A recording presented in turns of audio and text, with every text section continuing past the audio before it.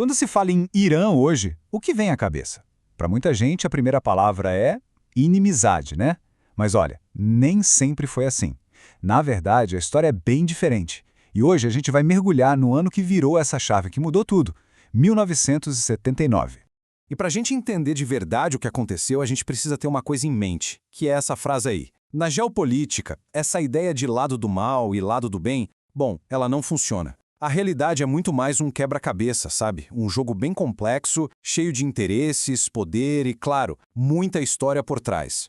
A gente vê isso o tempo todo na mídia, né? Aquela divisão bem clara. Aqui estão os mocinhos, ali os bandidos. E o Irã? Bom, quase sempre ele tá lá, no time dos vilões. Só que essa visão, ela apaga décadas e décadas de uma história que, acredite, era completamente diferente.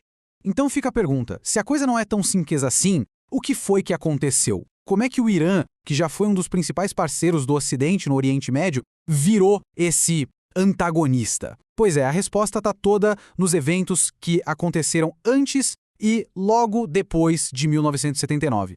Para a gente desvendar esse mistério, nosso roteiro vai ser o seguinte. Primeiro, vamos falar de uma aliança esquecida. Depois, de uma revolução que foi de todo mundo. Aí a gente vê as consequências diretas de 1979 e, por fim, como tudo isso reverbera até hoje. Bora lá, então. Primeira parte, uma aliança esquecida. E aqui a gente começa com uma imagem do Irã que, para muita gente, vai parecer até meio chocante. A imagem de um aliado, e um aliado fundamental das potências ocidentais. É isso mesmo que está escrito aí.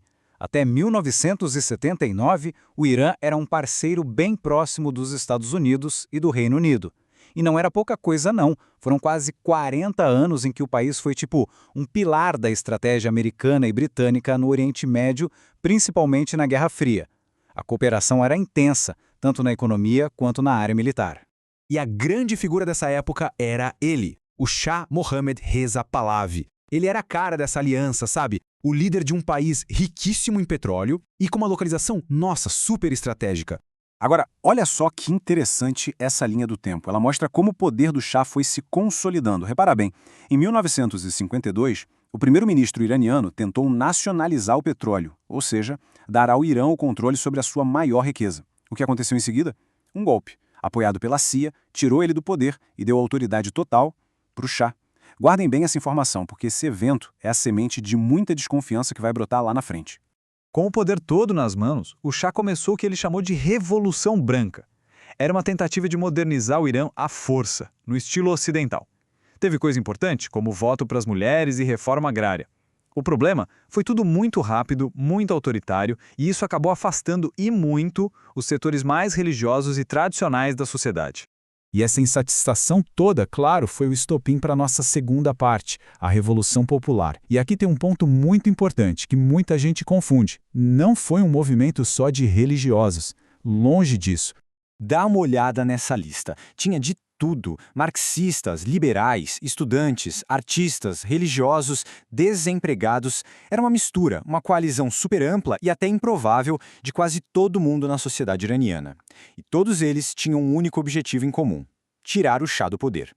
Então, o que causou essa revolução? Bom, foi uma tempestade perfeita. Primeiro, uma insatisfação gigantesca com o autoritarismo do Shah e a sua polícia secreta, a temida SAVAK. Segundo, uma crise econômica braba, com inflação alta e desemprego. E, para completar, um sentimento cada vez maior de que o Irã estava dependente demais dos Estados Unidos e tinha perdido sua soberania. E, claro, lá do exílio, o Ayatollah Khomeini jogava mais lenha nessa fogueira. E se faltava algo para a revolta explodir de vez, veio o Setembro Negro de 1978.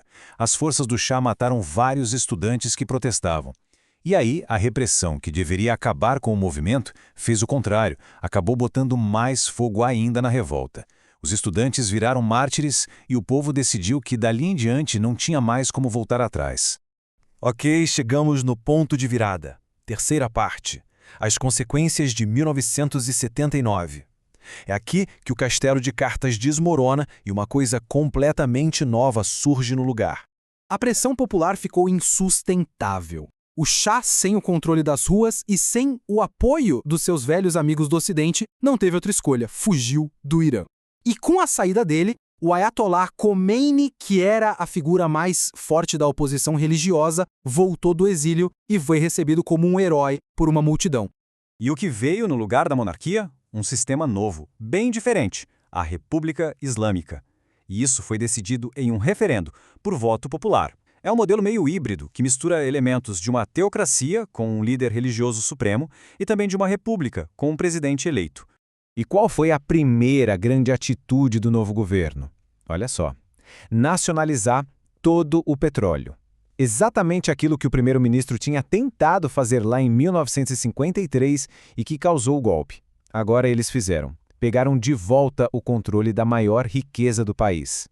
E para os Estados Unidos e para o Reino Unido, bom, isso foi um soco no estômago, tanto econômico quanto geopolítico.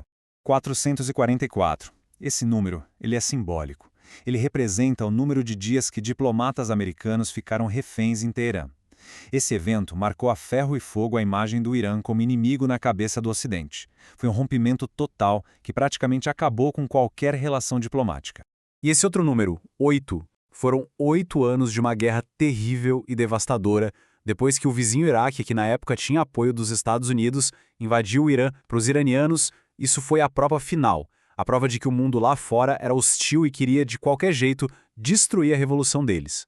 E chegamos à nossa última parte. Vamos amarrar tudo isso.